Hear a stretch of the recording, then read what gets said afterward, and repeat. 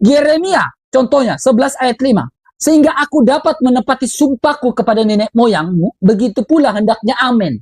Amin ini diterjemahkan sebagai so be it, oh Lord. Amin ini artinya sesungguhnya.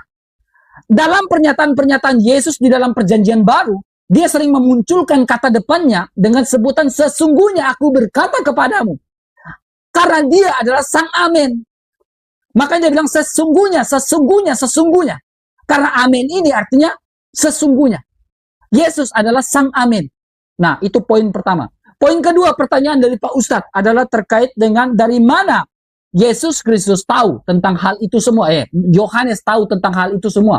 Yohanes ini juga termasuk menuliskan kitab Wahyu ya. Nah, mari kita lihat. Amsal pasal 30 ayat yang ketiga. Siapakah yang naik ke surga lalu turun dan siapakah yang mengumpulkan semuanya? Di ayat yang ini dia berbicara tentang apa nih? Bahwa dia ini adalah Kodasim yang maha kudus. Berbicara dia ini adalah anak manusia. Nih, anak manusia. Engkau tentu tahu siapa namanya, siapa nama anaknya. Berbicara tentang putra tunggal Allah. Nah, siapakah yang naik ke surga lalu dia turun? Di sini berbicara. Rasul Yohanes tahu dari mana nih? Tahu dari sini. Yesus Kristus berkata, tidak seorang pun yang telah naik ke surga selain daripada dia yang turun. Yesus Kristus turun ke surga, lalu naik ke surga, bangkit dari hari kematian. Di sini dia berbicara tentang naik ke surga. Nih, siapakah yang naik ke surga dalam Amsal nih? Lalu turun. Yesus Kristus bilang, siapakah dia? Dia adalah anak manusia. Pak Ustadz tolong jawab tentang huwal awalu. Kenapa dia merujuk pada orang ketiga tunggal? Tolong jawab itu dulu. Ya, supaya kita dua arahnya enak. Ya, terima kasih. Sekian. Makasih ke Bang Alex. Waduh, kalah Pak Ustadz kan? Ustadz nih. Oke. Ayo dipencet, jangan bengong. Jangan bengong Pak Ustadz. Cobalah baca hadis-hadis itu, menarik loh. Silakan. Oke, bismillahirrahmanirrahim. Pertanyaan pertama, itu ada satu pertanyaan cuma ya, dari Mas RK ya. Mengenai di dalam surah Al-Hadid, Allah berfirman, huwal awwal wal akhir wal zahir wal batin. Di sana ada kata huwa. Nah, huwa itu isim domir, kata ganti. Kata ganti huwa ini adalah kata ganti orang ketiga. Dia, kalau dalam bahasa Indonesianya itu dia. Huwa, dia. Al-awwalu, yang maha awal, yang tidak ada awalnya, la awwalalahu. Dan dia al-akhiru, yang maha akhir. Maksudnya itu adalah yang tidak ada akhirnya. Ini saya kasih referensi.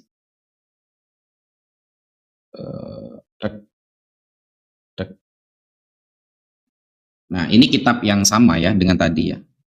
Di sini ada ayat begini ya.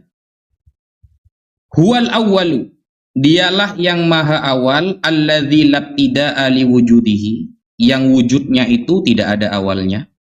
Falabtida'a li awwaliyatihi, dan keawalannya itu tidak ada yang berbangsa awal, tidak ada.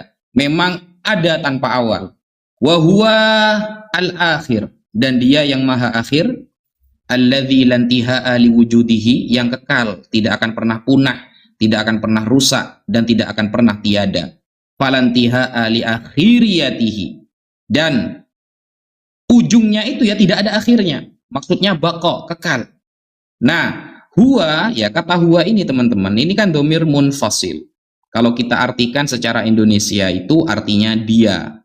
Nah, dia ini adalah isim domir yang merujuk maknanya kepada Allah.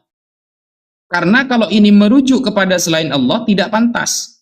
Tidak ada di dalam dunia dan cakrawala ini yang memiliki sifat al-awwal wal akhir kecuali hanya Allah. Makanya menggunakan kata dia. Dan gunanya isim domir ini agar tidak usah menyebutkan lagi berulang kata. Contoh, di depan Allah sudah disebutkan, Allahu la ilaha illa huwar rahmanur rahim. Allahnya sudah ada di awal. Jadi tidak perlu disebutkan Allah lagi, Allah lagi. Allah itu pemborosan kata. Sehingga di dalam ilmu nahwus shorof, gramatikal Arab, itu ada kata ganti, namanya huwa.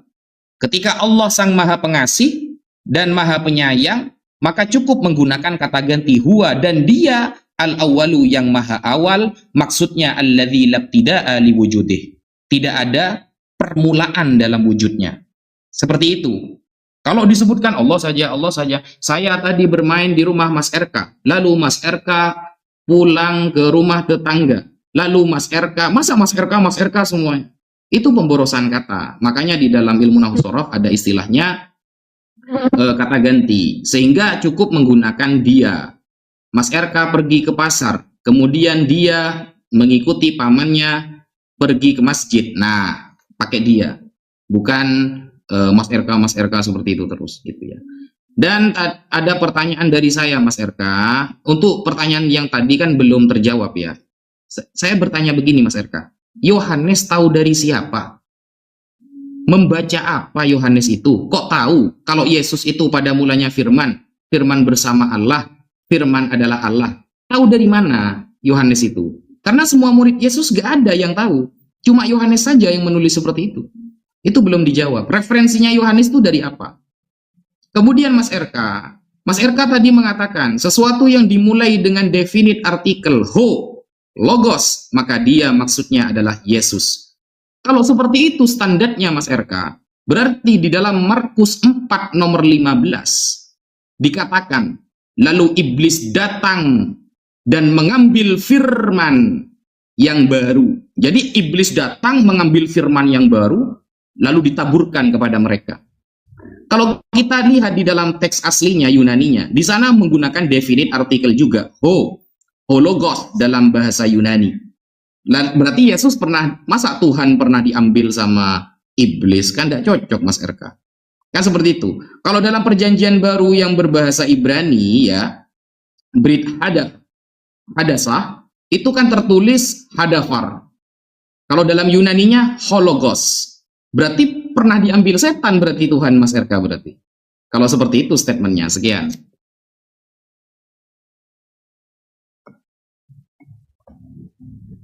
Terima kasih Pak Ustadz ya. Oke. Mantap pertanyaannya. Firman. Oke, siap. Paham. Jangan pura-pura bingung, langsung mencet. Enggak, saya enggak bingung. Saya lagi buka data biar Pak Ustadz ini dapat hidayah. Ya, saya lagi buka data. Oke. Terima kasih Pak Ustadz. Jadi saya akan berbicara dari mana Yohanes tahu. Ya, Yohanes berbicara, Alkitab itu berbicara tentang Yohanes. Poin pertama, rasul-rasul itu melihat apa yang dilakukan oleh Yesus Kristus, membangkitkan orang mati. Jadi semua melihat, membuat orang buta itu bisa melihat. Bukan ketika orang buta datang, dia memalingkan muka dan berwajah masam. Yesus tidak gitu. Yesus menyembuhkan orang buta. Dan dia tidak pernah berwajah masam dengan orang buta. Ketika orang buta itu bilang, Hosana anak Daud, selamatkanlah kami. Orang buta itu tahu dengan pasti, makanya dia menyebut Hosana, karena Yesus Kristus adalah Mesias. Makanya bilang Hosana, Hosana. Nah, sekarang dari mana Yohanes bisa mengetahui seperti itu? Karena Yesus Kristus adalah Sang Firman. Karena segala sesuatu yang dinubuatkan di dalam perjanjian lama tentang siapa Yesus Kristus terjawab, tergenapi di dalam Yesus Kristus. Dan Yohanes mengetahui bahwa Yesus Kristus adalah Mesias yang melakukan segala perkara-perkara. Mujizat-mujizat yang dilakukan itu adalah menunjukkan bahwa dia adalah Mesias. Sampai pada dia mati di atas kayu salib. Dia bangkit pada hari ketiga menunjukkan bahwa dia itu adalah Mesias. Nah, kita bisa lihat. Perhatikan baik-baik. Siapakah yang naik ke surga lalu turun? Ini dalam Amsal. Jadi ini adalah ilham Roh Kudus. Ya. Lalu berkata kepada mereka, ini di dalam perjanjian baru. Kamu berasal dari bawah, aku dari atas. Kamu dari dunia ini, aku bukan dari dunia ini. Kata Yesus. Yesus dari atas dan Yohanes mengetahui itu. Karena ditunjukkan dengan sifat wajib yang dimiliki. Yesus Kristus tidak berdosa. Siapakah yang bisa membuktikan bahwa Yesus berdosa? Sehingga Yohanes mengetahui lalu menuliskan bahwa dia adalah Hologos, dia adalah Mesias itu sendiri. Nah, itu saya jawab. Nah, sekarang saya mulai berbicara. Pak Ustadz berbicara di dalam ya Markus ya. Orang-orang yang di pinggir jalan tempat firman itu ditaburkan, ya. Ialah mereka yang mendengarkan firman. Lalu datanglah iblis dan mengambil firman itu. Ya. Yang baru ditaburkan di dalam mereka. Nah, firman di sini diterjemahkan apa di sini? Diterjemahkan seperti ini. Hotoi de eisen ho paraten. Hodon ho posperte. Hologos kai hotan. Ya. Nah, hologos di sini bukan berarti diambil. Tuhan memberikan sebuah perumpamaan di sini, Pak Ustadz. Perumpamaan di sini maksudnya apa? Bahwa firman itu bukan ditaburkan di pinggir jalan, di semak belukar. Ya, jadi ketika kau menerima Yesus Kristus sebagai sang firman, jangan kau hanya suam-suam kuku. Itu maksudnya, karena di situ berbicara perumpamaan. Bukan berbicara di situ adalah sang firman, bukan yang lain. Tapi di situ mengacu pada perumpamaan. Ada perumpamaan tentang menabur di semak berduri, ada menabur di mana? Di pinggir jalan. Supaya ketika kau menerima Yesus, tidak suam-suam kuku. Akhirnya menerima, murtad lagi. Menerima, murtad lagi. Bukan gitu. Itu yang kau menabur di pinggir jalan. Diambil kebahagiaan firman itu dalam hatimu. Bukan berarti pribadi itu diambil. Bukan. Nah, sekarang pertanyaan saya untuk Pak Ustadz. Pak Ustadz berbicara tentang huwal awalu wal akhiru. Nah, ada juga, itu kata ganti orang ketiga. Bagaimana dengan pernyataan di dalam Al-Quran? Al-Quran itu ada mengucapkan kata kami. Kami, itu kan ada. Ya, kalikuna kalau nggak salah dalam bahasa Arabnya, kalau nggak salah. Kalau tidak, kalau ini bisa diperbaiki. Ya, kami ini kan plural. Itu kan kata ganti juga, orang pertama jamak. Nah, sekarang, kalau di dalam Alkitab berbicara tentang akulah dia, bukan berbicara tentang pemborosan, tapi berbicara tentang frasa. Frasa yang namanya frasa edosentris. Frasa edosentris itu apa? Frasa edosentris ketika Yesus berkata, akulah jalan kebenaran, dia tetap berbicara tentang egoin. Ketika Yesus berkata, akulah dia, tetap dia berbicara egoin. Nah, di situ berbicara tentang frasa. Nah, bukan berbicara tentang yang lain-lain. Nah, bagaimana kata ganti tentang orang pertama jamak? Kami di dalam Al-Quran. Apakah itu tidak termasuk pemborosan? Apakah itu tidak bertentangan? Al-Quran ini siapa yang tulis sih? Sehingga dia menggunakan kata ganti orang ketiga tunggal? Sehingga dia menggantikan kata ganti orang plural? Siapa yang tulis sih Al-Quran ini? Apakah malaikat Jibril yang menuliskan itu? Atau siapa yang menuliskan? Kan saya tanya. Ya, tolong dijawab dengan baik. Terima kasih.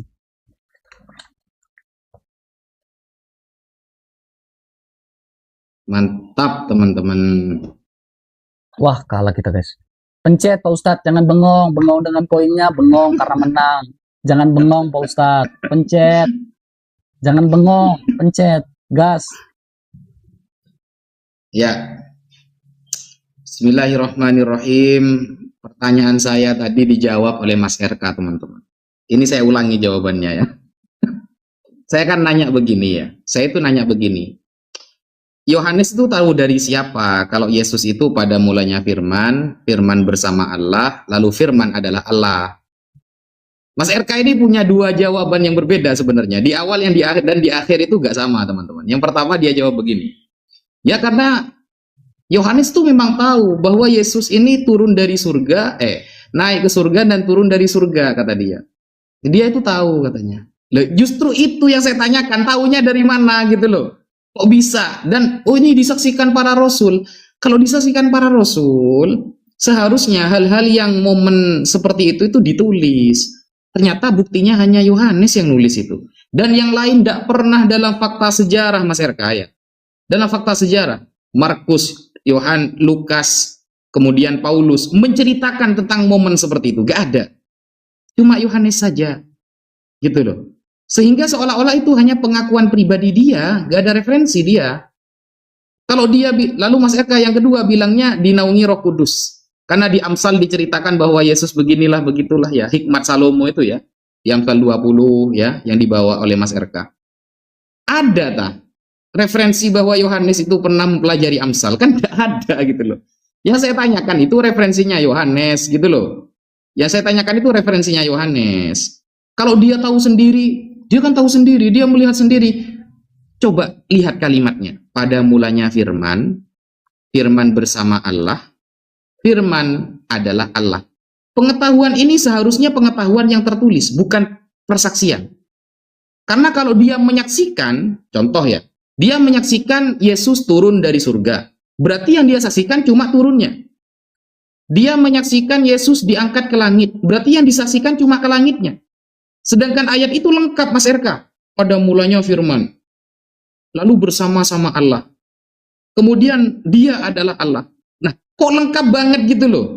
Kalau dibilang ini kan tahu dari Roh Kudus. Aduh, apapun jawabannya Roh Kudus solusinya nanti. Ini kurang ilmiah gitu. Coba cari referensinya, Yohanes ini tahu dari siapa, seperti itu.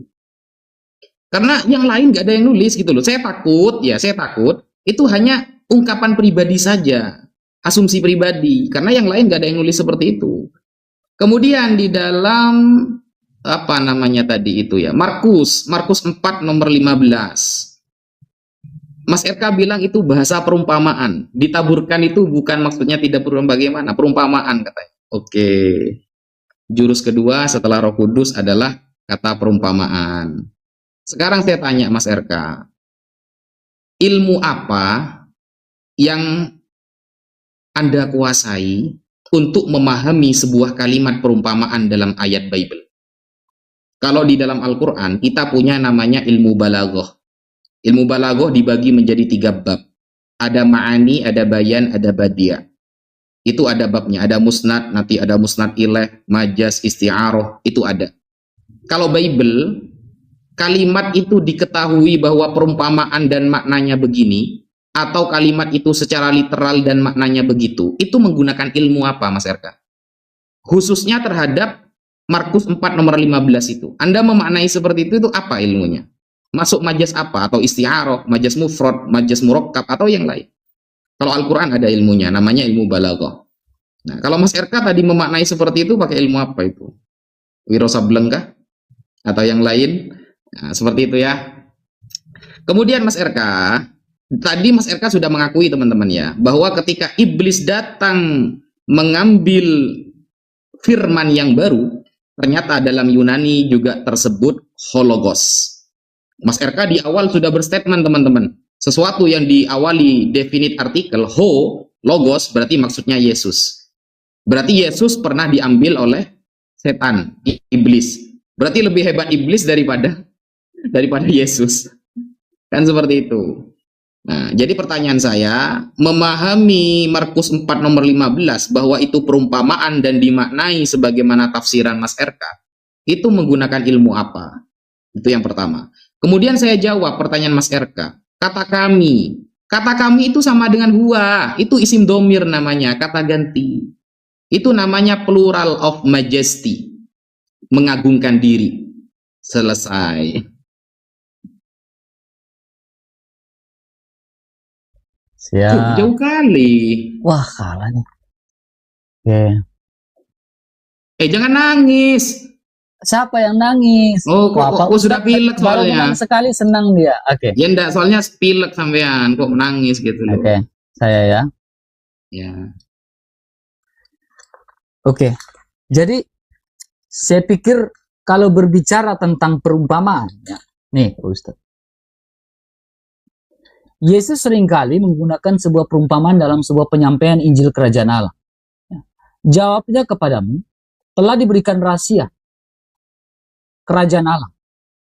Tetapi kepada orang-orang luar, segala sesuatu disampaikan dalam perumpamaan. Supaya hikmat sekalipun melihat, mereka tidak menanggap. Sekalipun mendengar, mereka tidak mengerti. Nah, seperti Ustadz Naja, tidak mengerti. Supaya sekalipun melihat, Ustadz, mereka tidak menanggap. Ustadz tidak akan menanggap yang saya sampaikan. Karena sekalipun Ustadz mendengar apa yang saya sampaikan tentang Injil Kerajaan Allah, Ustadz tidak akan mengerti. Supaya mereka jangan berbalik dan mendapat ampun. Lalu berkatalah kepada mereka, tidaklah kamu mengerti perumpamaan ini. Kalau demikian, bagaimana kamu dapat memahami semua perumpamaan lain? Ustadz tidak memahami. Makanya bertanya terus. Penabur itu menaburkan firman. Nah ini, penabur itu menaburkan firman. Orang-orang yang di pinggir jalan, tempat firman itu ditaburkan ialah mereka yang mendengarkan firman. Pak Ustadz lagi mendengarkan firman Kerajaan Allah dari saya. Lalu datanglah iblis dan mengambil firman yang baru ditaburkan ke dalam mereka. Demikian juga yang ditaburkan itu tanah yang berbatu-batu, ditaburkan di tempat yang berbatu. Kalau benih ditaburkan di tempat berbatu, saya menyampaikan firman itu kepada Pak Ustadz. Dan Pak Ustadz menanggapi seperti itu, sudah dijelaskan di atas. Sama seperti saya menabur di tempat berbatu. Kalau Pak Ustadz terima, benih ditabur di tempat berbatu, tidak akan tumbuh. Benih itu harus ditabur di tempat yang subur. Tapi sayangnya perumpamaan ini terlalu tajam untuk Pak Ustadz. Karena saya menabur benih di tempat yang berbatu. Nah, ya. Batu nih. Ialah orang-orang yang mendengarkan firman dan segera menerima dengan gembira. Ya. Tetapi mereka yang tidak dibrakar dan tahan sebentar saja apabila kemudian datang penindasan. Lalu penganiayaan karena firman itu mereka segera murtad. Jadi ketika saya menyampaikan firman, saya sampaikan, saya taruh seperti perumpamaan taruh di berbatuan. Tidak akan nangkap, tidak akan bertumbuh. Pak Ustadz tidak akan bisa terima. Karena Pak Ustadz di sininya udah beda. Itu sama seperti di bebatu. Mau saya sampaikan Pak Ustadz murtad sesaat. Kemudian berbalik lagi memeluk Islam. Nah itu maksud dari perumpamaan. Saya menabur di tempat yang batu. Berbatu. Jadi sama saja nggak akan paham. Ya. Kemudian Pak Ustadz. Itu kata Alkitab ya, bukan kata saya. Jadi Pak Ustadz jangan tersinggung ya. Memang tajam sih. Ya. Kemudian, Pak Ustadz mulai mengelak nih. Berbicara tentang kata ganti. Ya, kami. Ya, huwa. Kami dengan hu itu beda. Kami itu dalam bahasa Inggrisnya we. We are. To be-nya are. Kalau who atau he itu dia. To be-nya he is atau he was. Ya, bisa ya, seperti itu ya. Kami dengan hu, Pak Ustadz bilang sama. Samanya dari mana, Pak Ustadz? Sementara kami dengan dia saja sudah beda. Bagaimana mungkin Pak Ustadz bilang sama? Secara dalam Alkitab itu beda. Kok Pak Ustadz bilang secara gramatikal itu beda? Kok Pak Ustadz bilang sama sih? Samanya dari mana? Gak sama itu Pak Ustadz kami dengan dia. Kami pergi ke, saya mau tunjuk nih. Kami pergi ke pasar. Kami pergi ke pasar. Tapi saya tunjuk ke arah dia. Harusnya kami pergi ke pasar. Kok saya bilang kami, arahnya kami pergi ke pasar. Kan logikanya nggak nyambung. Kami pergi ke pasar, lalu dia tunjukkan ke arah orang ketiga. Kok kalau Pak Ustadz bilang sama sih, kami dengan dia? Nah, kalau Alkitab bisa menjelaskan itu adalah frasa edosentris. Memahami, bagaimana kita memahami Alkitab dengan sebuah frasa. Nah, Pak Ustadz tolong jawab, jangan cengar-cengir. Nah, ini cengar-cengir sudah malu atau bagaimana Pak Ustadz? Ya, tolong dijawab. Kemudian, Pak Ustadz ya. Pak Ustadz berbicara tentang, ya, kalau berbicara tentang Alkitab, Alkitab itu ilham Roh Kudus. Nah, sekarang saya tanya, dari mana Nabi Muhammad tahu bahwa itu adalah ilham dari Allah? Karena itu melalui perantara Jibril. Siapa Jibril? Malaikat Jibril. Kok Nabi Muhammad tahu itu adalah lafal Allah, sementara Nabi Muhammad gak bisa baca? Nah, tolong dijawab. Kok bisa tahu? Kok bisa tahu itu firman Allah? Emang Jibril dari mana? Tolong dijawab. Emang Nabi Muhammad Jibril itu adalah utusan Allah? Sementara di Alkitab mengatakan yang berbeda tentang malaikat yang datang jauh-jauh. Beda loh. Silakan jawab. Oke. Yuk dipencet. Wah, dia tembak di ujung. Memang kesal, keras dia. Antara huwa dengan na. Apanya yang sama? Beda. Kalau maknanya ya beda, Mas RK. Maknanya beda. Huwa itu artinya dia, na itu artinya kami. Kata saya itu, sama itu, na dan huwa, sama-sama isim domir. Di dalam bahasa Arab, isim domir itu kata ganti. Domir itu dibagi menjadi dua. Ada domir muttasil, ada domir munfasil. Yang munfasil, huwa huma hum hiya huma hunna, anta antuma antum anti antuma antuna, ana nahnu. Kalau domir muttasil, hu huma hum ha huma hunna, kakuma kumki kuma kunna yana. Na dan huwa sama-sama kata ganti. Di awal kan Mas RK bertanya, kalau huwa itu dijadikan dalil bukan kata pemborosan menggunakan kata ganti, lalu bagaimana dengan kata kami? Itu kan pemborosan katanya. Loh, sama-sama isim domir itu, sama-sama kata ganti. Berarti membuang pemborosan. Seharusnya innallaha ma'as sabirin. Pakai Allah disebutkan nama. Kalau menggunakan kata ganti sesungguhnya kami, dia, mereka, kamu, saya. Itu kata ganti namanya dalam bahasa Arab isim domir. Justru adanya isim domir itu agar tidak ada pemborosan kata, Mas RK, gitu loh.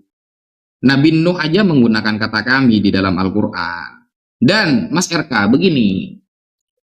Mas RK paham gak sih sama pertanyaan saya sebenarnya? Saya belum menemukan jawaban yang pas loh. Referensi dari Yohanes mengetahui bahwa Yesus itu pada mulanya firman. Firman bersama Allah. Firman adalah Allah. Kenapa? Itu ketika Mas RK menjawab, oh ini disaksikan. Kalau disaksikan berarti satu kejadian, Mas RK.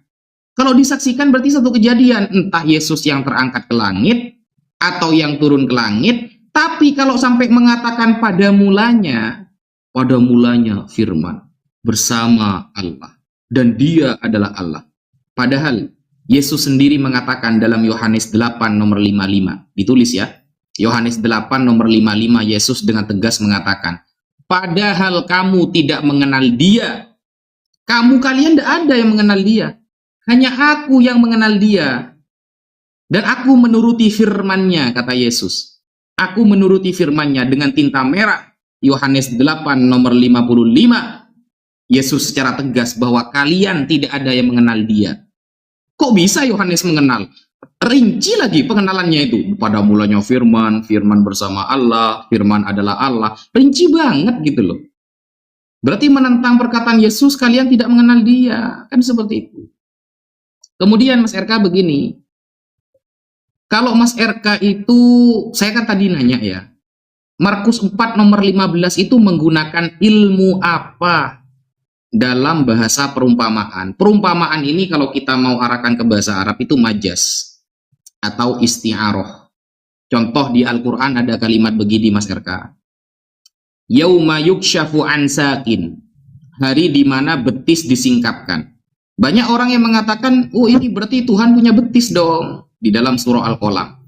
Nah, dijelaskan dalam ilmu bahasa Arab, bahwa kata sa'un adalah kinayatun, ya, an syiddatil amri, yaumal qiyamah, lil hisabi wal jaza. Jadi, kata sa'un, itu adalah kinayah dari ekstrimnya hal-hal yang terjadi di hari kiamat, karena amal kita akan dihisab, diperhitungkan, dan akan dibalas oleh Allah Subhanahu wa Ta'ala. Itu yang dijelaskan oleh Al-Imam As-Sawi di dalam tafsirnya, Tafsir As-Sawi. Sehingga ada ilmunya gitu loh, kinayah namanya. Ada isti'aroh, ada majas, bahasa perumpamaan. Dari majas dibagi jadi dua. Ada majas murakkab, ada majas mufrad. Nah, Mas RK pakai ilmu apa menafsiri seperti itu? Jangan lalu Mas RK mengatakan, Ustadz tidak akan paham. Karena ini terlalu tajam bahasa perumpamaannya. Ini sangat tajam sekali katanya. Saya tidak sedang bertanya makna dari Mas RK tajam atau tidak. Saya sedang bertanya sampean menggunakan ilmu apa? Dalam menerjemah Markus 4 nomor 15. Ilmunya apa? Dalam perumpamaan itu memahami sebuah perumpamaan dalam Bible itu apa ilmunya gitu loh. Dia selamat datang di kebenaran. Apa sih kebenaran? Kamu kena ban itu. Padahal saya gak ngapa-ngapain loh. Iya, kamu kena ban ini. Peringatan di saya. Oh, tadi ada peringatan begini, peringatan pembatasan usia. Jadi Iya, kamu dikira kena ban. sama TikTok, saya ini masih muda gitu. Aduh, kasih ya Mas RK. Enggak, kamu ini. Oke, gas, gak apa-apa. Memang gak ngerokok ya? Jangan pusing, Enggak, jangan pusing enggak. Mas RK. Itu kok Hah? bintang-bintangnya sudah terbang itu, jangan pusing. Jangan gaya kau posting apa itu cuma gift doang. Gaya kali kau pakai bintang-bintang. Kami juga bisa, belum keluar aja kami. Oke. Saya ya Pak Ustadz ya. Ya, ya, ya, Saya ya. ya. Sudah, jangan nangis, dipencet aja. Jangan nangis kau Ustadz. Jadi saya juga belum menemukan jawaban dari Pak Ustadz.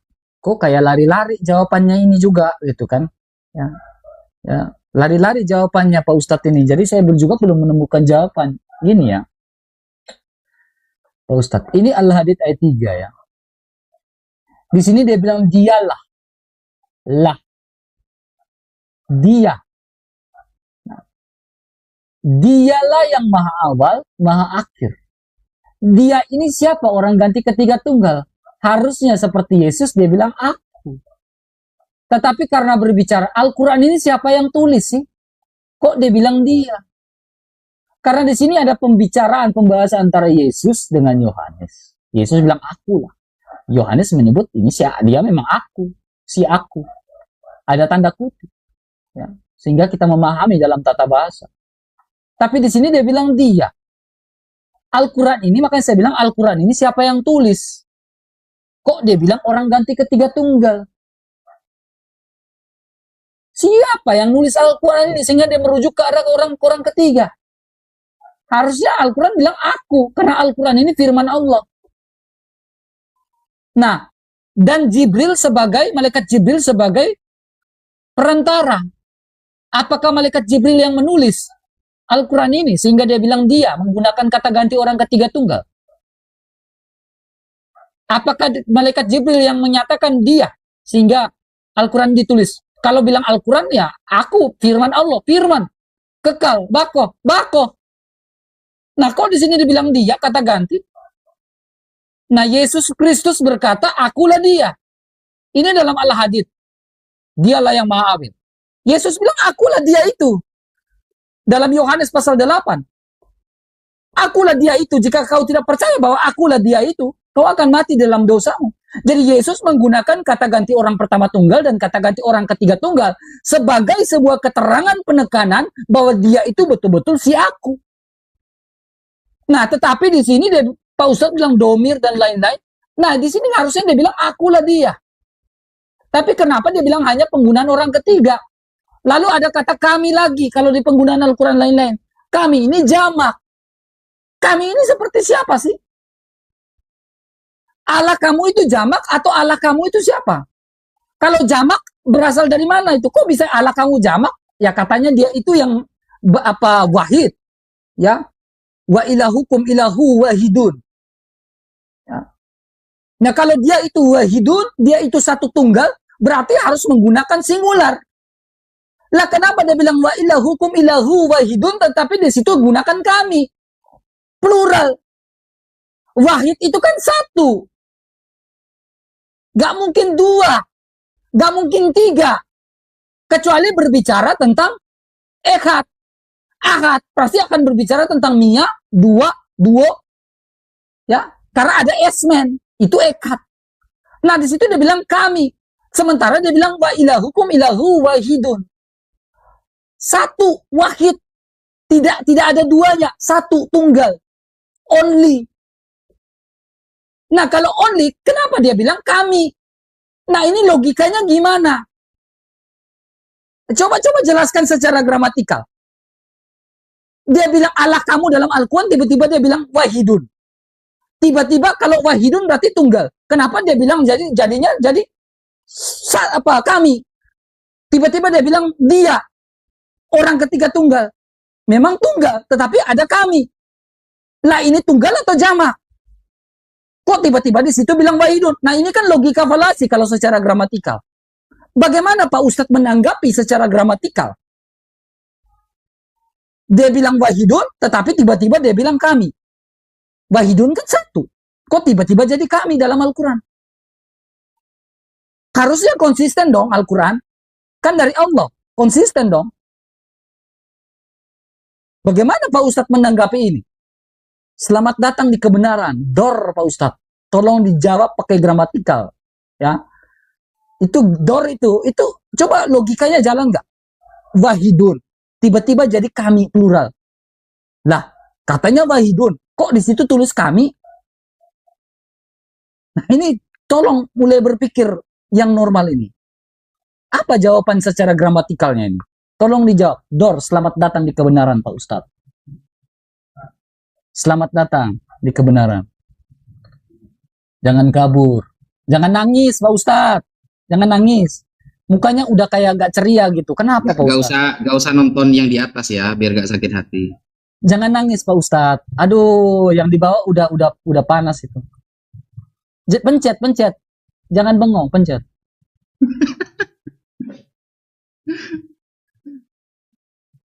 Oke. Bismillahirrahmanirrahim. Jadi begini Mas RK. Mengenai kata kami tapi maksudnya itu adalah satu orang. Mas RK ini kayaknya tidak pernah belajar ilmu bahasa deh. Plural of majesty itu digunakan Mas RK. Plural of majesty, kata kami tapi merujuk kepada satu orang itu digunakan di dalam ilmu bahasa. Tapi wajar ya, wajar, tidak apa-apa sih. Mas RK kan tidak pernah tahu bahasa Arab soalnya. Nanti kalau Mas RK itu belajar bahasa Arab, tidak hanya di Al-Quran Mas RK, itu ilmu bahasa Arab ini tidak terkait dengan agama ya.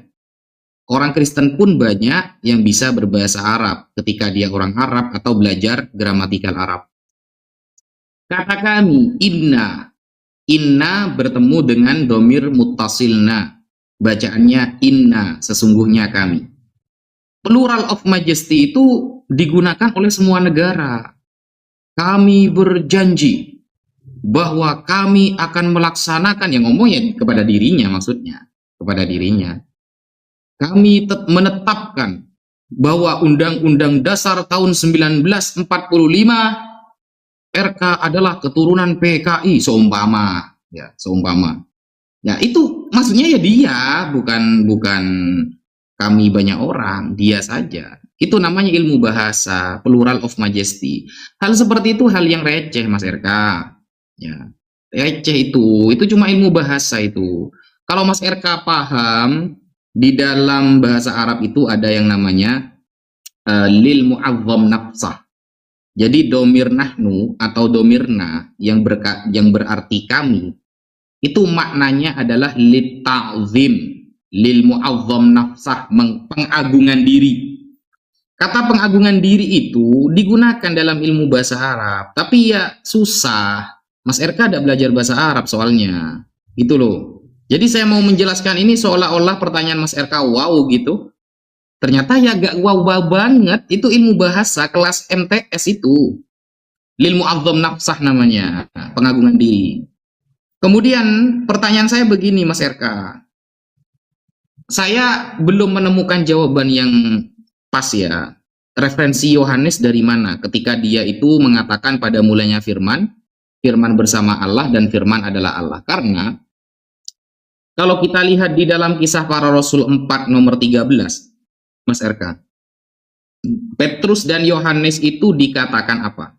Tidak terpelajar. Bayangkan. Petrus dan Yohanes adalah orang yang tidak terpelajar. Dalam bahasa Yunani itu apa? Agramatai, eisin, kai, idiotai. Idiot. Ya, idiot apa ya? Bahasa yang sopan apa ya? Jangan idiot lah. Intinya nggak pinter gitulah ya. Yohanes itu orang yang nggak pinter gitu. Dan dia itu orang yang nggak bisa baca juga. Nah terus kok bisa tahu dia itu pada mulanya firman bersama Allah, firman adalah Allah. Padahal dia bukan orang yang terpelajar loh. Yohanes itu kok bisa dia sampai ada Yohanes 1, Yohanes 2, Petrus 1, Petrus 2. Dapat dari mana dia? Kalau bukan hanya pengakuan pribadi. Buktinya Mas RK, dari semua murid-murid Yesus, gak ada yang menulis en arche, en hologos, kai hologos, prostontheon, al-fatihah.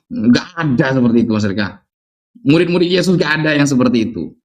Gitu. Itu cuma Yohanes saja. Apakah berarti Yohanes itu ngarang-ngarang pengakuan pribadi? Buktinya dia itu bukan orang yang terpelajar. Itu tertulis dalam Kisah Para Rasul 4 nomor 13. Jadi Mas RK belum ada referensi kayaknya. Tapi ada apa-apa lah. Itu buat PR Mas RK ya. PR. Pekerjaan yang rumit ya. Karena memang referensinya ada. Kemudian Mas RK, ketika Yesus mengatakan dalam Yohanes 8 nomor 55, aku menuruti firman-Nya. Bayangkan, Yesus adalah sang firman. Disebutkan hologos. Yohanes 1 nomor 14, dia telah menjadi daging. Yohanes telah menjadi manusia. Yesus telah menjadi manusia. Ternyata di Yohanes 8 nomor 55, dia menuruti firman-Nya. Firman yang mana lagi? Katanya dia itu sudah Tuhan. Sang firman yang menjelma jadi manusia. Dia masih menuruti firman-Nya. Masa Tuhan menuruti firman? Begitu. Jangan pura-pura nangis. Jangan nangis, Pak Ustaz. Santai aja, Mas RK. Ya, Pak Ustaz. Ya. Jangan bengong, pencet. Jangan bengong, pencet. Ini ada bunda saya dari Kanada kan datang. Ini kasihan sama Mas RK katanya. Udah, jangan bengong, pencet. Oke. Pak Ustaz, jangan nangis, Pak Ustaz. Ya. Jadi gini, saya ini kan guru ya, Pak Ustaz ya. Guru yang fokus untuk mengajari orang membaca. Ya. Kalau anak itu tidak bisa membaca, saya itu kasih tahan kelas, Pak Ustadz. Ya. Dia tidak bisa baca, tidak bisa memahami isi bacaan. Nah, itu yang namanya, saya nggak tahu. Tapi saya tidak pernah mau bilang anak itu bodoh. Ya. Yang idiot itu adalah orang yang tidak bisa membaca, Pak Ustadz. Nah, itu baru dikatakan idiot. Dikatakan bodoh. Itu yang tidak bisa baca. Tetapi selagi yang bisa baca itu Pak Ustadz, itu pasti dikatakan cerdas, memahami isi bacaan. Nah, itu cerdas. Tetapi kalau yang tidak bisa baca itu yang namanya bodoh. Ketika saya bilang, Markus atau siapa? Bartolomeus, baca. Dia bilang, aku tidak bisa baca. Tapi ngotot. Nah, itu yang namanya idiot, Pak Ustadz. Bodoh itu ketika saya suruh baca, dia bilang dia tidak bisa baca. Lah ngapain kau sekolah? Kalau kau datang tidak mau belajar. Nah, itu anak-anak. Saya sering ngomong kayak gitu. Kalau saya kan guru, jadi saya sering ngomong kayak gitu. Anak yang bodoh, yang ngotot, nah itu anak yang tidak bisa baca, tapi ngotot. Nah, itu saya bilang idiot. Masuk dalam kategori idiot. Nah, yang tidak bisa baca itu yang idiot. Saya ini memahami literasi, jadi saya sedikit ini. Nah, kemudian, nangkap ya Pak Ustadz di situ ya. Kemudian Pak Ustadz, nah di sini berbicara tentang kita masih kembali fokus pada kami ya. Di sini berbicara tentang Elohim. Nih, kenapa di sini im ini adalah penentu dari sebuah jamak ya. Beresit bara Elohim, im. Ya, ini plural nih im ya. Et hasyamaim wa et haaretz. Ya.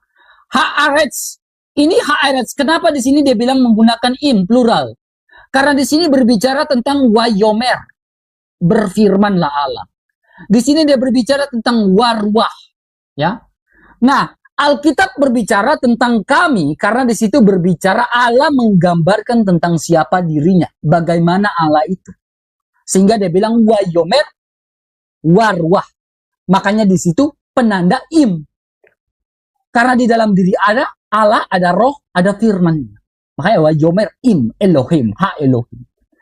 Nah, tetapi bagaimana dengan Al-Quran? Pak Ustadz bilang itu ajaran anak SD. Ya udah Pak Ustadz jelaskan. Ya kan? Kalau ajaran anak SD jelaskan.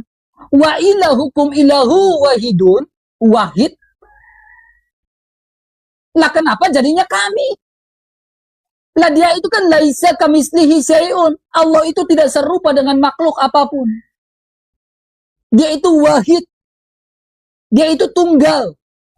Lah kalau dia tunggal, kenapa menggunakan plural? Plural ini dari mana secara gramatikal? Nah, saya hubungkan. Kalau berbicara tentang tunggal, di sini berbicara seperti apa? Hen esmen kai, ya. Haberit ani we afi ekat anaknu. Nah, di sini berbicara tentang hen dan esmen. Kalau berbicara tentang hen dan esmen, ini di sini berbicara tentang heis. Mia, ya, hen ini netral. Nah, kata bilangan 1, 2, 3 dan seterusnya menggunakan bentuk maskulin, makanya menggunakan heis, duo, tres, tetares, pente dan seterusnya. Ya. Nah, tetapi di situ dia menggunakan wahid. Kalau wahid itu kan yakit, ya, tunggal, sebiji. Nah, kalau wahid itu tunggal dan sebiji, bagaimana penjelasan secara gramatikal? Wah, naja kena tidak tersambung.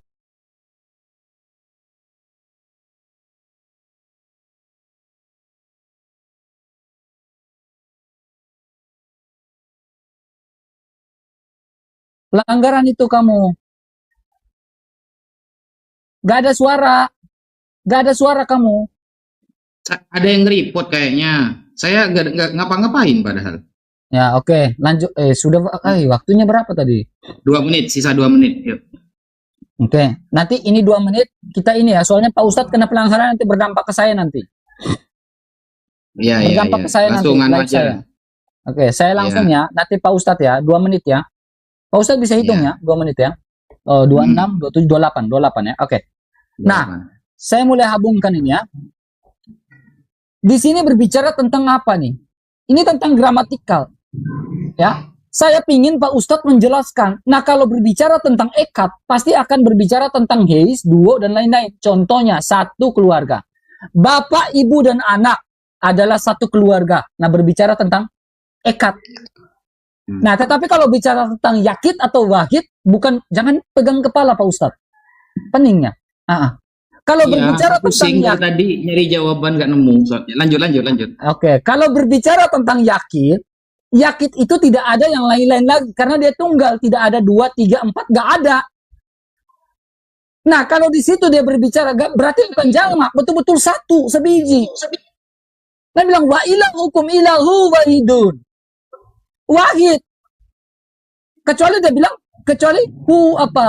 dia berbicara tentang Allah itu adalah ahad, ehad. Sesuai Al-Baqarah dan lain-lain. Mungkin masuk akal, ada 2, 3-nya. Nah, kalau berbicara tentang wahidun, berarti tidak ada 2-nya, 1. Karena berbicara laisa kamislihi syai'un. Nah, kalau di situ laisa kamislihi syai'un sesuai tauhidnya, bagaimana dia menerangkan kami? Nah, ini kan logikanya udah nggak masuk, Pak Ustadz. Dia bicara tentang wahid, tapi di situ dia bicara tentang kami. Kalau memang gampang, ya silakan jelaskan. Terima kasih, silakan Pak Ustadz. Pak Ustadz, silakan close statement, habis itu saya close statement. Kan saya kan mulai dari awal. Karena Pak Ustadz nanti berdampak nih ke live saya, Pak Ustadz. Pelanggaran. Saya mau jawab dulu ya. Lah kan, jadi ini Pak Ustadz jawab, habis itu Pak Ustadz close statement. Ya, saya jawab terus close statement saya. Wah, itu mah enak di Pak Ustadz, Pak Ustadz. Kan ini kan lah, saya jawab. Anda jawab juga close statement, kan gitu kan? Bukan gitulah. Saya kan jawab. Tadi kan saya duluan open statement. Nah, saya nggak takut Pak Ustadz. Kenapa Pak Ustadz? Pak Ustadz yang takut. Kan tadi saya open statement. Masalahnya Pak Ustadz udah keben terus dari tadi. Berdampak ke ini saya 5 menit ya. Saya 5 menit ini saya jawab. Pak Ustadz silakan close statement. Habis itu saya close statement. Kan saya yang mulai duluan. Gimana jangan nangis gitu aja bingung. Santai aja, jangan nangis. Gas. Aman lah. Jangan takut-takut Pak Ustadz. Udah kepala pusing tadi. Masuk loh Pak Ustadz gini tadi. Aduh, Mas RK. Jadi gini Mas RK. Mas RK ini menolak kata kami. Ketika Allah mengatakan sesungguhnya kami yang menurunkan Al-Quran dan kami pula yang menjaganya. Kok bisa? Katanya wahid. Tapi kok kami? Katanya satu. Tapi kok plural? Nah, Mas RK kayak gak pernah baca Bibelnya gitu loh. Kata Elohim itu apa Mas RK? Dalam gramatikal, kata Elohim itu ada yod dan mem. Ya, ada yod dan mem. Kalimatnya jamak, tapi bermakna satu itu. Kalau itu bermakna banyak ya, jamak yang jamak, seharusnya di dalam Kejadian 1 ayat 1 tertulis begini. Bereshit barahu Elohim. Seharusnya barahu, bukan bara. Tapi ternyata kenyataannya di dalam Kejadian 1 nomor 1, Bereshit bara Elohim. Berarti Elohim ini maknanya satu, jamak keagungan, plural of majesty, you understand? Begitu. Aduh, gitu aja gak bisa Mas RK ini. Elohim itu kan ada yod, ada mem ya. Seharusnya kalau itu bermakna jamak Mas RK, bermakna jumlah, seharusnya kan Bereshit barahu Elohim. Ternyata kan tertulis Bereshit bara Elohim, menunjuk kepada satu sosok. Meskipun kalimatnya menggunakan mem, yod, Plural of majesty itu hal biasa dalam ilmu bahasa. Kalau Mas RK tadi mengatakan saya itu ngajar, saya itu guru, saya mengajar anak-anak itu membaca. Ya kalau guru TK ya nggak tahu juga. Plural of majesty ini diketahui mungkin SMP ke atas. Kalau Mas RK guru mungkin gurunya guru PAUD. Oh ami ami belalang kupu-kupu itu mungkin yang diajari. Itu ya gak ngerti plural of majesty kalau kayak gitu. Ya, kok Bereshit bara Elohim. Coba tertulis bara atau barahu. Bara kan menunjuk kepada satu zat kan, satu sosok kan. Gitu aja gak paham Mas RK ini. Kemudian Yohanes dan Petrus itu di dalam Kisah Para Rasul 4 nomor 13 tertulis secara jelas dalam bahasa Yunani agramatoi eisin kei idiotai. Buta huruf, tidak terpelajar, tidak bisa membaca, dan mohon maaf kurang pinter. Kalau bahasa kasarnya idiot. Lalu tahu dari mana dia itu? Yesus pada mulanya firman bersama Allah, firman adalah Allah. Tahu dari mana? Orangnya aja gak terpelajar, orangnya idiot, orangnya gak bisa baca, sok-sokan. Kok bisa tahu seperti itu? Gitu loh maksudnya. Dari tadi gak ada referensi Mas RK. Itu dan penutupan untuk saya teman-teman. Nanti Mas RK 5 menit jawab sambil penutupan juga. Kan enak kan?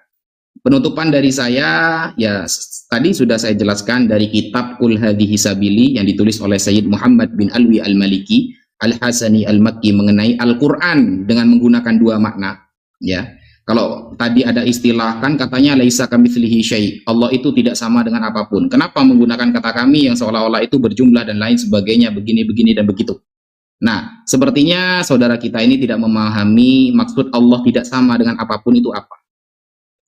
Maksud Allah tidak sama dengan apapun itu dalam 3 hal. 1, sifat, sifatnya. Tidak ada yang sama seperti sifat Allah. Allah maha atas segala maha. Tidak ada selain Allah yang bergelar maha. Kecuali mahasiswa. Ya, mahasiswa itu tapi tidak menunjukkan itu kemahaan ya. Maha yang sangat agung. Kemudian Allah berbeda dengan segala makhluknya dalam hal apa? Zat, personal, eksistensinya. Tidak ada yang sama seperti Allah. Kemudian Allah itu berbeda dengan makhluknya dalam hal apa? Fil af'al, dalam pekerjaan. Allah ketika disebutkan al-mu'ti, zat yang maha memberi, maka selamanya Allah itu sang maha pemberi. Jadi fil af'al, fil dzat, fil sifah. Itu Allah berbeda dengan makhluk. Itu teori di dalam ilmu kalam. Jadi kita harus tahu bahwa kata para ulama kullu ma khatara bi balik fallahu bi khilafi dzalik. Apapun yang terlintas di hati kamu, Allah enggak seperti itu. Di dalam surah Al-Ikhlas ya, bahwa lam walam yakul lahu kufuwan ahad. Tidak ada yang sederajat dengan Allah. Dan dia lam yalid walam yulad, tidak beranak dan tidak diperanakkan, sehingga tidak ada istilah anak Allah, ponakan Allah, cucu Allah, dan Allah-Allah yang lain. Sekian, terima kasih. Oke. Allah kamu di akhir kan? Oke. Jangan ketawa-ketawa, cengingis-cengingis, pencet. Udah kena pelanggaran kau dari tadi itu. Tandanya alam aja nggak ridho, TikTok nggak ridho kamu. Nah, oke, Pak Ustadz. Terima kasih, Pak Ustadz. Perhatikan baik-baik, Pak Ustadz ya. Pak Ustadz berbicara, saya guru PAUD ya, guru TK ya. Pak Ustadz tahu dari mana? Nih, Pak Ustadz. Saya itu hal kecil aja saya berbasis bukti, Pak Ustadz. Ini dari mana nih? Ini nama siapa nih? Mikael. Ya. Jadi ketika Pak Ustadz mulai menuduh orang, saya itu dari UNICEF langsung. Jadi jangan asal ngomong, ya. Jadi kalau bilang saya guru PAUD, orang saya dari UNICEF kok. Saya memahami semua konsep-konsep gramatikal, semua saya paham kok. Jadi menuduh sesuai kayak Pak Ustadz ini udah nggak sanggup lagi berdebat dengan saya. Akhirnya mulai cengar-cengir sembarang gitu. Nah, gini Pak Ustadz. Kalau berbicara tentang Elohim, itu berbicara tentang kalau tunggal, nama Allah itu El, ya. Dia nggak mungkin kalau tunggal, dia nggak bilang Elohim, nggak mungkin. Tetapi Allah menggambarkan dirinya itu adalah Elohim dalam Kejadian 1 ayat 1. Dia tidak menggambarkan dirinya adalah El. El Adonai. Nah, itu ada maksud konteksnya berbeda. Tapi kalau dia menggambarkan tentang bagaimana kebagaimanaan dia menggambarkan tentang Elohim. Kenapa? Nih, Pak Ustadz. Ini maksud saya, Pak Ustadz. Nah, Bereshit bara Elohim Alef Lamet Hei Yot Im Mem. Ini mem akhirnya udah gini. Ya, biar saya ajarin bahasa Ibrani biar Pak Ustadz paham. Alef Lamet Hei Yot Mem. Mem akhir. Kalau mem awal tuh gini. Jadi kalau berbicara im, kenapa di sini im? Karena di sini ada keterangan di bawah tentang wa yomer. Karena di sini ada keterangan di bawah berbicara tentang warwah. Makanya di sini dia penanda, di sini adalah im. Kalau tidak ada keterangan di mana, berarti tidak mungkin ada penanda, di situ adalah im. Pasti di situ ada berbicara tentang el. Nah, sehingga kita bisa menjelaskan bagaimana Allah. Nah, bagaimana Allah di dalam Al-Quran, wa ilahukum ilahu wahidun. Pak Ustadz menjelaskan, lah itu kan kami, gini-gini, ini gini-gini. Lah, harusnya menjelaskan secara gramatikal dong. Kayak saya jelaskan secara gramatikal. Berbicara tentang heis, berarti itu merujuk pada maskulin. Mia bermujukan pada feminin. Kalau berbicara tentang heis, maskulin berarti ada duo, tres, tetares, dan lain-lain. Itu pasti ada dalam bahasa Yunani. Sementara, kalau bilang wahidun berarti satu. Berarti tidak ada heisnya, tidak ada heisnya, tidak ada duo, tidak ada tres, tidak ada tetaresnya, tidak ada. Tidak ada pantenya, tidak ada. Itu pasti pentenya tidak ada. 1, 2, 3, 4 itu tidak ada lagi. Karena di situ berbicara wahid. Tunggal. Nah, kalau tunggal, kenapa di situ penjelasannya itu adalah kami? Kalau Alkitab penjelasan kami jelas bagaimana Allah ada wa yomer wa ruah. Sehingga penanda di situ adalah im. Bentuk plural. Nah, kalau wahid, kenapa jadi plural? Tunggal, satu, kok jadi tunggal? Nah, ini kan logika falasi. Nah, tapi nggak apa-apa. Pak Ustadz sudah sampai pegang kepala, itu nggak apa-apa. Berarti saya udah merasa bahwa Pak Ustadz sudah tidak saya framing, nggak apa-apa. Udah nggak sanggup diskusi dengan saya. Sampai dia pegang kepala itu kasihan teman-teman. Ya, kasihan. Nanti ada rekotannya teman-teman. Saya bisa edit nanti. Jadi Pak Ustadz kalau udah sampai pegang kepala, kita juga harus menghargai Pak Ustadz, teman-teman.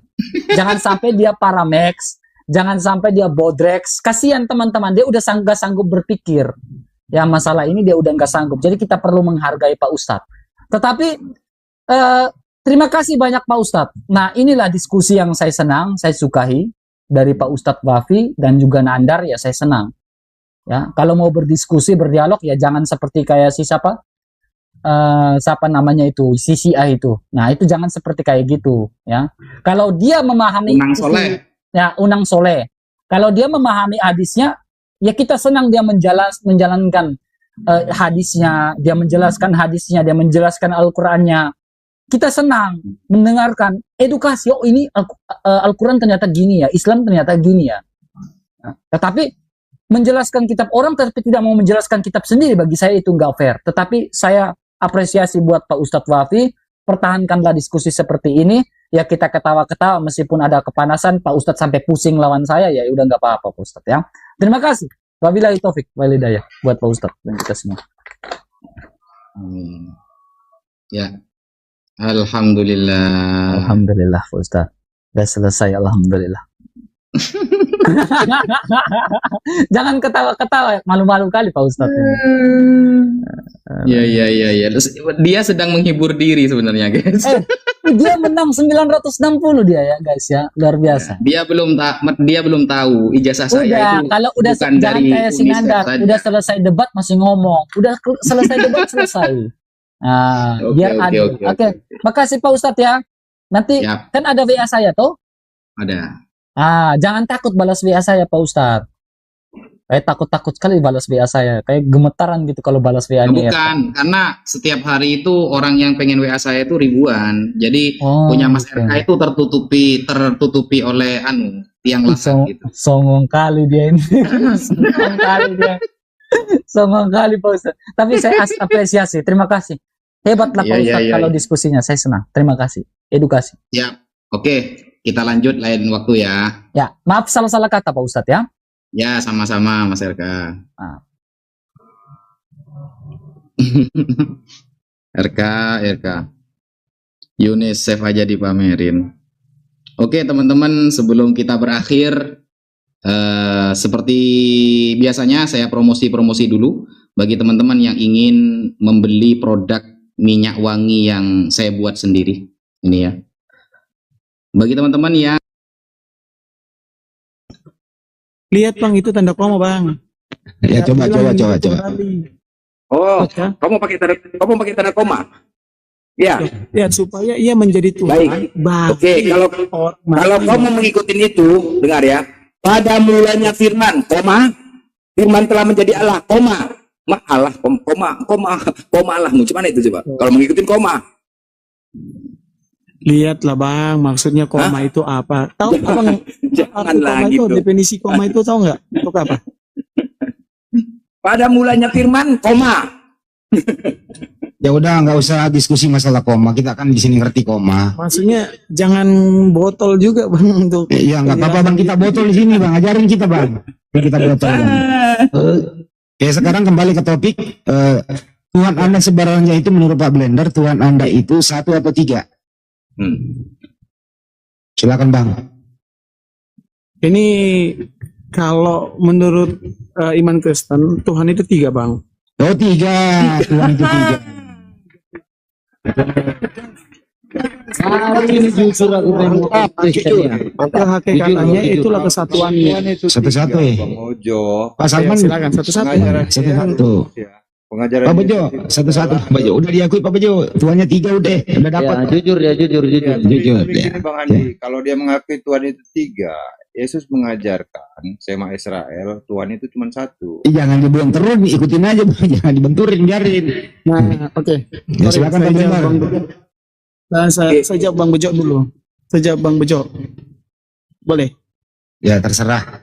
Enggak, begini. Kalau misalnya Anda mengatakan Tuhan Anda 3, berarti Kristen ini bukan pengikut Yesus. Pengikut Ya. Kristus lah. Lah. Kan sudah dibilang Kristen itu ya. Kalau Lah, Abang tanya Ini Tuhannya loh. hukum yang terutama, dengarlah hai orang Israel, Tuhan Allah kita Tuhan yang Esa. Itu kata Yesus. Berarti kau mengatakan Tuhanmu 3, berarti kalian bukan pengikut Yesus, ya. Oke, boleh saya jawab? Iya, silakan Bang. Tadi kan saya sudah bilang keesaannya itu adalah sebagai Allah, satu kesatuannya sebagai Allah. Oh, jadi arti esa kesatuan ya. Loh, ya kan kesatuannya sebagai Allah. Tapi Bentar, pribadinya Esa itu kesatuan, Ehad itu kesatuan. Yakin inti ini? dasarnya tadi kan loh gimana Enggak, sih? saya pastikan dulu, Ehad itu artinya Oh, iya. kesatuan. Benar.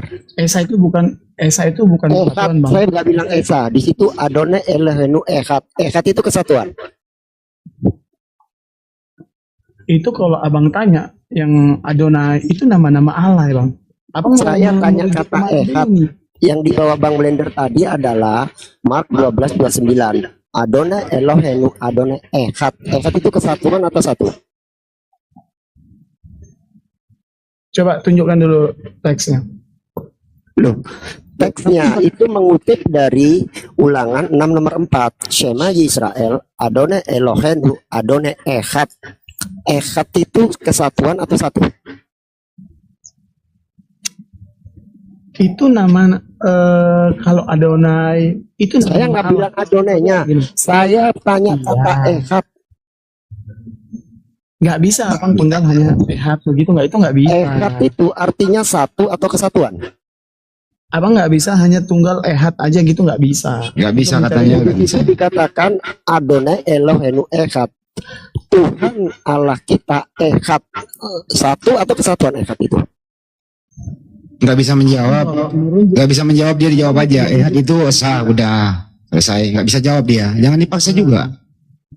Nggak bisa dijawab, dipaksa Pak. Karena dia menurut dia Tuhannya 3, mau dia apa lagi gitu loh. Terusin. Kristen emang begitu. Iya, nggak apa-apa Bang. Iman Anda nggak apa-apa. Kita nggak mau mengganggu iman Anda kok. Tapi Anda diskusi, santuy, kita hormati itu. Silakan, Bang Blender. Saya senang dengan Bang Handi. Hmm. Ini kan kita mau diskusi. Jadi kalau mau bertanya iman Kristen ya saya jawab secara iman Kristen gitu loh. Ya, terusin, Jadi silakan. abang nggak bisa memaksakan pemahaman abang dengan pemahaman iman Kristen. Ya, betul, silakan. Terusin. Iya. Jangan ganggu iman orang ya. Terusin. Iya. Silakan Bang. Yang mana ini mau diterusin? Ya, temanya Ya. itu masalah Trinitas masih tadi. Bapak, Anak, Putra, gitu, Roh Kudus, gitu. Silakan. Kalau saya mengajarkan Trinitas ini sebenarnya Bang, ini sebenarnya agak sulit ditangkap dengan otak. Kenapa? Gini, karena kalau otak kita ini hanya segenggaman kepal tangan kita Bang. Jadi untuk memahami Tuhan yang luar biasa ini nggak bisa dengan otak kita yang segenggam tangan ini. Oke, baik. Ya. Pertama untuk memahami Kristen itu caranya gampang. Percaya dulu Tuhan Yesus udah, nanti akan gampang. Oke, baik. Bang, Sekarang izin saya tanya. bentar Bang, Bang Blen, izin Oh, bentar Bang. ya. Sedangkan Dia katakan Sorry, Tuhannya sorry. tadi 3, ya kan? Coba Sorry. begini.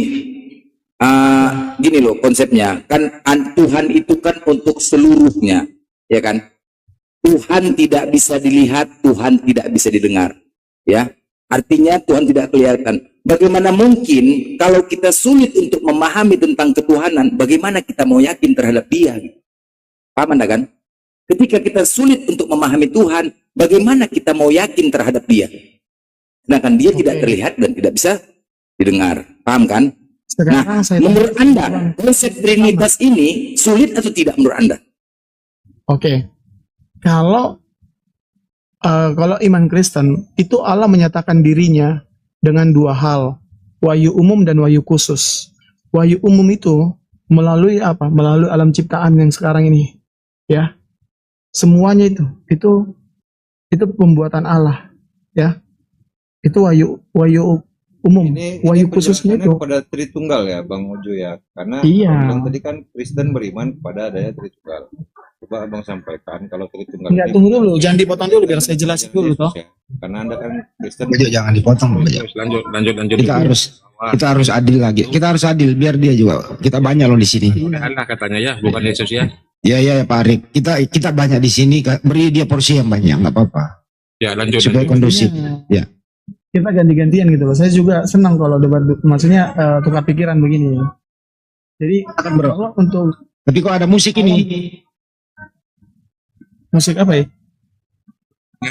Iya. Aja. Siapa yang feedback nih? Rahim Bang Iya, lagi aja. Andi. Rahim, Pak, terusin. itu. Gak apa-apa, terusin Pak Ojo. Ada kiroatnya. Oke. Ya gak apa-apa, gak masalah. Kita lanjut aja atau gimana? Ya terusin. Oke. Jadi Allah menyatakan dirinya dengan dua hal. Ini pernyataan iman Kristen ya Bang. Wahyu umum dengan wahyu khusus. Wahyu umum itu dengan ciptaan yang ada. Sedangkan wahyu khusus itu melalui Alkitab.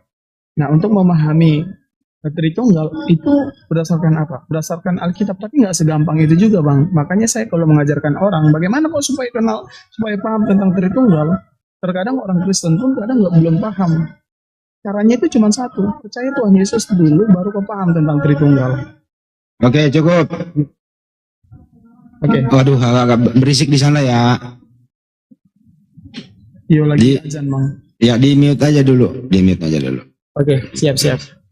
Jadi menurut beliau, teman-teman, kalau ingin mengerti Kristen harus Anda menjadi Kristen dulu. Gitu loh Pak Blender, teman-teman yang lain. Jadi Trinitas itu sulit untuk dijelaskan secara tuntas begitu. Harus Anda mengerti dulu, harus Anda menuhankan Yesus dulu. Nah, baru ngerti gitu loh. Nah, ini masih ada Kak Teti nih. Apakah Pak Blender bersedia menuhankan Yesus dulu? Silakan. Nah, itulah tadi kan ketika ada misalnya orang mau pindah agama, ini contoh ya. Ada teman dia punya pasangan, ya kan pasangan beda agama. Dia mau ikut ke Kristen, ngikuti pasangannya. Sudah pasti kan dia bertanya dulu bagaimana sih di kekristenan itu? Apakah harus ikut dulu? Agama kan nggak boleh dipermainkan. Bertanya dulu lah. Konsepnya sama seperti tadi saya mengatakan, ketika kita mau pindah ke negara lain, kita harus bertanya dulu, bagaimana keadaan negara sana, Amerika misalnya. Pasti berbeda kan peraturannya Indonesia dengan Amerika? Kan begitu. Makanya wajib ditanya. Kalau Anda mengatakan harus masuk dulu, ya udah pasti kita ketangkap lah, imigran gelap. Nggak Gitu loh. bisa Bang Blender, Anda salah. Kalau Anda ingin membeli rumah, ya jangan lihat rumahnya dulu, bayar dulu, baru masuk rumah. Gitu, Bang. Nambahin Gimana? dikit ya, boleh izin ya.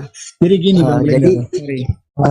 jadi yang namanya instrumen untuk memahami sesuatu itu dinamakan dengan akal, bukan dengan iman. Bagaimana mungkin kita harus beriman tanpa menggunakan instrumen yang namanya akal? Ini namanya ngibul, saya bilang.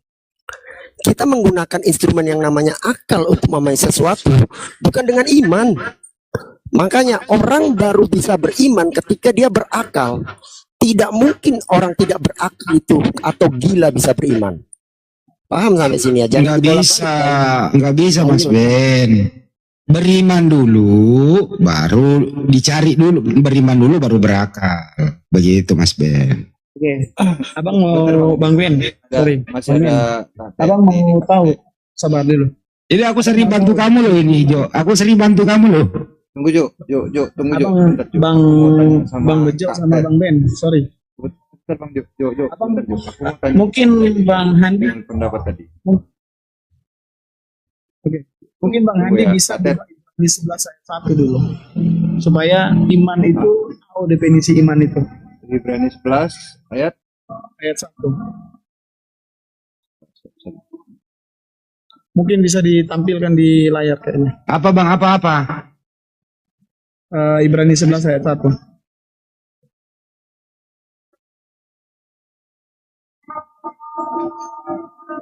Baca aja di sana. baca aja Bang. Apa? Apa maksudnya yang diambil dari Ibrani? Ibrani 11:1 ya. Iman itu, ya, enggak, biar kalau saya yang baca kan. Iman adalah dasar dari segala sesuatu yang kita harapkan dan bukti dari segala sesuatu yang Kita lihat. kita lihat. Kok iman bisa dilihat ya? 12-nya nih. Sebab oleh imanlah telah diberikan kesaksian kepada nenek moyang kita. Jadi beriman dulu memang dia gitu teman-teman. Memang Ya. itu definisi iman. Jadi kalau logika, kadang logika kita itu dikalahkan sama iman, Bang. Yang nggak pernah kita Oke. pikirkan muncul, gitu loh. Itu yang dibilang Oke, dalam oke. Ibrani 11. Kalau Ams Bang Ojo, sebentar Bang Ojo. Aku mau tanya Kak Ted dulu. Kak Ted, baca monitor Kak Ted. Kak Ted. Menurut Ojo, kalau kita mau percaya Tritunggal, kita harus percaya Yesus dulu, gitu ya. Menurut Kak Ted ini gimana logikanya? Apakah mungkin Muslim, ya, harus percaya Yesus dulu baru memahami Tritunggal? Bentar dulu. Saya kasih data juga ya. Amsal 3 nomor 5, Pak Ojo dengerin. Percayalah kepada Tuhan dengan segenap hatimu dan janganlah bersandar kepada pengertianmu sendiri. Bagaimana itu, Bang? Nggak boleh berpengertian sendiri loh. Iya, nggak boleh berpengertian sendiri. Itu menunjukkan apa, Bang? Nggak hanya logika kita yang kita mainkan, tapi percaya sama Tuhan. Kan itu maksudnya. Pengertian sendiri kadang itu logika. Kalau mengatakan Yesus Tuhan itu 3, itu pengertian sendiri atau ajaran Yesus? Nah, jadi makanya aku bilang, saya abang paham tentang Tritunggal, masuk Kristen dulu. Enggak ini loh. Dengerin dulu Bang, saya tanya kepada Anda. Ya, Gini Bang, Tritunggal itu, dengerin dulu Bang. Tritunggal itu, Tuhan itu 3. Ini pengertian sendiri atau ini ajaran Yesus? Oke. Kalau kita lihat Bang, memang di Alkitab itu nggak ditulisnya langsung Tritunggal, tapi merujuk kepada ketritunggalan. Kenapa? Enggak, saya nggak nanya itu. Saya ulang loh, sederhana ini Bang Jo. Tritunggal 3 Tuhan ini pengertian sendiri atau pernah diajarkan oleh Yesus? Ini yang mau saya jawab Bang. Dijawab dulu, pengertian sendiri atau ajaran Yesus, baru dijelasin gitu loh. Itu berdasarkan Alkitabiah. Wah, Alkitabiah. Tolong tunjukkan di mana Yesus pernah mengajarkan Tritunggal. Di mana Alkitabiahnya itu? Silakan. Tadi saya sudah bilang bahwa Alkitab tidak mencatat langsung Tritunggal gitu. Tapi kalau abang mau merujuk ke Tritunggalan, coba abang baca dalam Kejadian 1 ayat 26. Kejadian 1 ayat 26. Itu menciptakan sesuai dengan gambar kita gitu ya. Iya, kata Oke. kita itu kanya besar. Kita itu menunjuk kepada Allah, Bang.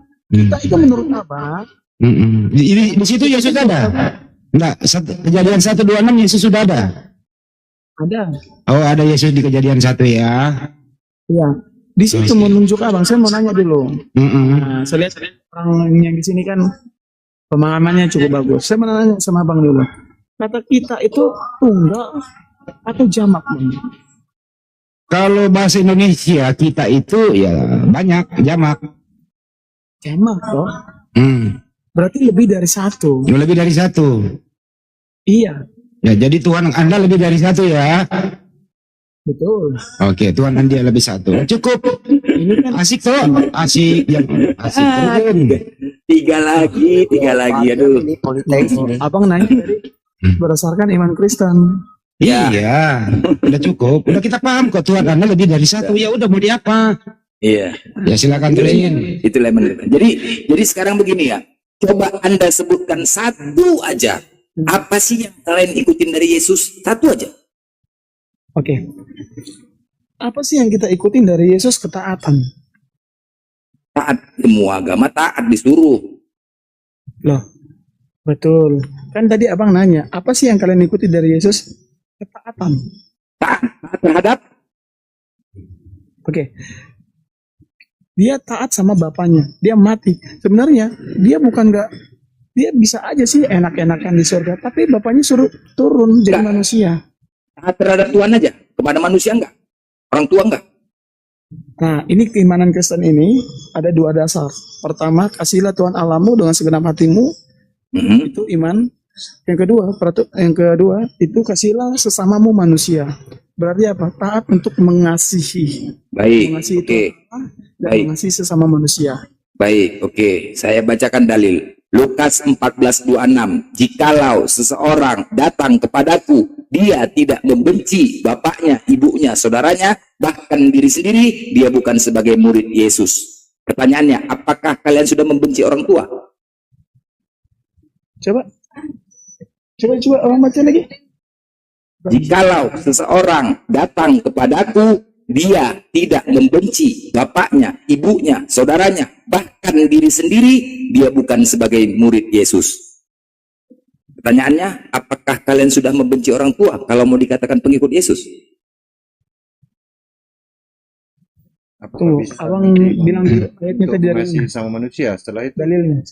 Menurut data itu, kalau ingin menjadi murid Yesus harus membenci saudara dan orang tua dan lain-lain, dan diri sendiri, gitu loh. Betul ya Pak Blender? Ya, benar. Lukas 14:26. Silakan baca. Sabar bang, saya pelajari dulu teksnya. Ya, memang sabar. Itu nanti akan membuat Anda membantah sendiri mengasihi sesama. Bahaya tuh kalau mengikuti Yesus itu. Tapi kalau saya sih, Lukas salah tulis ini, salah wartawan ini salah mengutip berita nih. Mohon izin saudara-saudaraku yang seiman, secara logika saja, loh sudah Aduh. kabur dia, Ya. kabur. Padahal aku udah halus-halusin loh. Aku bela dia kadang-kadang loh. Aduh.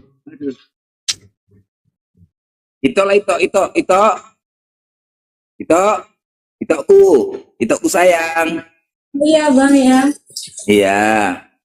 Itu tadi dengarkan pembahasannya. Benar. Itu kok lari kena lu kena 14 Jangan ke situ Bang Bel kalau itu.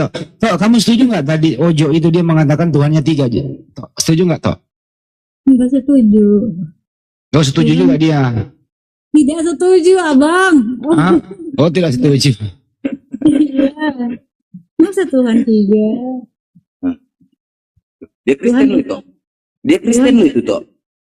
Ya dia mengartikannya masih belum lengkap. cara mengartikannya. Jadi ada yang mengkategorikan seperti ini: Allah Bapa, Anak Allah, Yesus, Roh Allah, Roh Kudus, gitu. Jadi ada kata Allah di dalamnya. Ada. Kenapa nggak itu bantah tadi pernyataan dia itu? Kami udah sempat percaya loh. Aku mendengar, Bang. Iya, kalau itu nggak setuju, bantah. Kami tadi, wah berarti Tuhannya Kristen 3. Nah, coba. Kenapa Iya, itu jadi bantah sama dia? maka dikatakan ketiganya itu esa ya, di situ keilahian itu ada Allah Bapa, Anak Allah, Yesus, Roh Allah, Roh Oh, Kudus. ketiganya Esa. Masa 3 itu Esa? Gimana sih? Kan itu 3 tadi. Allah Iya, Bapa, kok maka ketiganya Esa. Sejak kapan Esa itu 3 itu? keilahiannya itu loh, Bang, hakikatnya loh.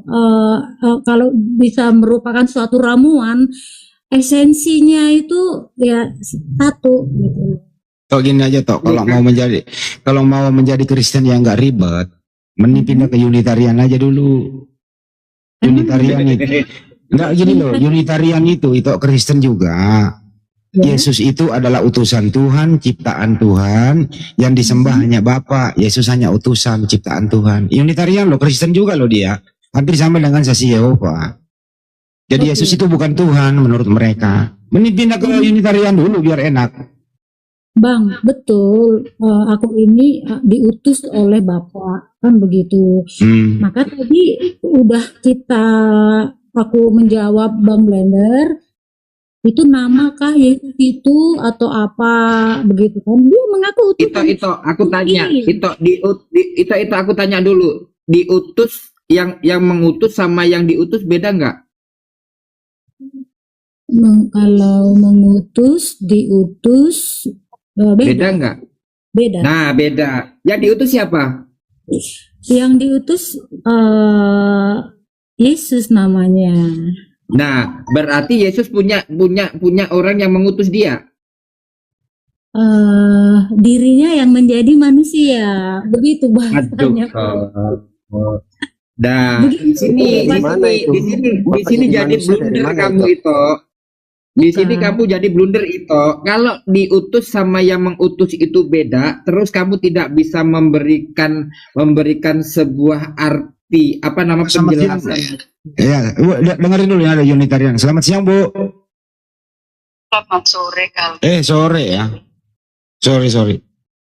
Bu, ini ada nih Trinitas. Unitarian itu apa sih? Yesus itu siapa? Konsepnya seperti apa, Bang? Terus ya ini nih dijelasin dulu nih, ini ada Unitarian, ini ada Trinitas lagi goyang nih. Katanya Tuhan 3. Yesus Tuhan, silakan. Ibu. ya saya sering menjelaskan sama Bang Hendy juga bahwa sebenarnya isi Alkitab itu